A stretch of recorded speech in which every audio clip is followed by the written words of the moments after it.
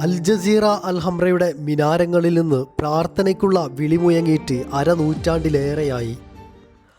എന്നാൽ പ്രേതനഗരം ഒരിക്കൽ പോലും ശൂന്യമായി നിന്നിരുന്നില്ല. ചലച്ചിത്ര നിർമ്മാതാക്കളെയും ചരിത്ര പ്രേമികളെയും ജിന്ന് വേട്ടക്കാരെയും ഒരുപോലെ ആകർഷിച്ചു പോന്നു തകർന്നുപോയ ഈ നഗരം. 450ഓളം കെട്ടിടങ്ങളിൽ ഒരു കോട്ട, 3 സ്കൂളുകൾ, ഒരു ഓപ്പൺ എയർ മാർക്കറ്റ്, 100 കണക്കിന് ഈന്തപ്പന ഷെഡുള്ള നടുമുറ്റം, വില്ലകൾക്കിടയിൽ സ്ഥാപിച്ചിരിക്കുന്ന പള്ളികൾ എന്നിവ ഉൾപ്പെടുന്നു. 20ാം നൂറ്റാണ്ടിലെ ദ്രുതഗതിയിലുള്ള നഗരവൽക്കരണത്തെ അതിജീവിച്ച ഒരേയൊരു ഗൾഫ് പട്ടണമാണ് ജസീറ അൽ ഹംറ.